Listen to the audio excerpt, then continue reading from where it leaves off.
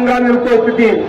এই স্লোগান যখন ঢাকা বিশ্ববিদ্যালয়ে উঠছিল তখন সারা বাংলাদেশের ছাত্র সমাজ তার অতীতে তার থেকে ছুটে চলেছিল, স্বপ্ন দেখেছিল বৈষম্যহীন একটি বাংলাদেশে।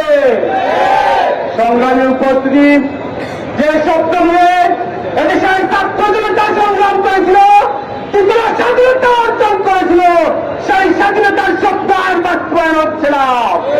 আমরা সেই স্বাধীনতাকে নিয়ে আজকে দুশ্চিন্তার মধ্যে আছি। সংগ্রামী বন্ধুগণ, আমরা বলতে চাই, আপনারা দেখেছেন জুলাই বিপ্লবে যারা শ্রম দিয়েছিল, যারা গান দিয়েছিল, যারা জীবন স্যাক্রিফাইস করেছিল, যারা আহত হয়েছিল, যারা বন্ধুত্ব বরণ করেছিল, তাদেরকে আজ কোনো সমাবেশে পাওয়া যায় না। সংগ্রামী উপস্থিতি, মধ্যখান থেকে এই জুলাইয়ের ক্রেডিট দিয়ে কালবাহানা করছে। বাংলাদেশ ইসলামী ছাত্র শিবির এই দেশে থাকবে, সেটি জন্ম নেবে, এটা ভুলেও শব্দ দেখতেন না। সংগ্রামী উপস্থিতি, আমরা বলতে চাই, যারা প্রতিবাদের স্বপ্ন দেখেন, যারা এই জুলাইয়ের ক্রেডিটকে নিয়ে রাজনীতি করতে চান, আপনারা আবার প্রতিবাদ তৈরি করতেছেন। সংগ্রামী উপস্থিতি, এদেশের ছাত্র সমাজ তা করতে না। সম্মানিত উপস্থিতি, আমরা আরো বলতে চাই, আপনারা দেখেছেন নতুন করে কিছু লোক ক্ষমতায় যাওয়ার পূর্বে ক্ষমতার ব্যবহার করতেছে।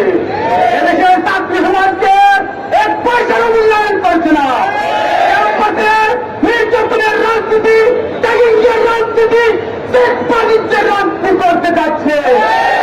এখান থেকে ঘোষণা দিতে চাই, সাবধান করে দিতে চাই, যারা জুলাইয়ের পূর্বে বিগত 16 বছর অপরাজনীতি করেছে, তাদের একটি দেশের স্থান হয়েছে, আপনাদের কোনভাবে স্থান হবে না ইনশাআল্লাহ। সংগ্রামী উপস্থিতি, আমরা আহ্বান করতে চাই, আমাদের ক্যাম্পাসগুলোকে সুন্দরভাবে সাজাতে হবে। আমাদের ক্যাম্পাসে আমাদের শিক্ষা ব্যবস্থার কারিকুলামকে চলে সাজিয়ে এদেশের শিক্ষা ব্যবস্থাকে গড়ে তুলতে হবে। সংগ্রামী উপস্থিতি, আমরা আরো বলতে চাই, এগুলো যারা শাহাদত বরণ করেছে, যারা জীবন দিয়েছে, তাদেরকে রাষ্ট্রীয়ভাবে শহীদের মর্যাদা দিতে হবে। সম্মানিত উপস্থিতি, সেই শহীদদের পরিবারকে পুনর্বাসনের দায়িত্ব নিতে হবে।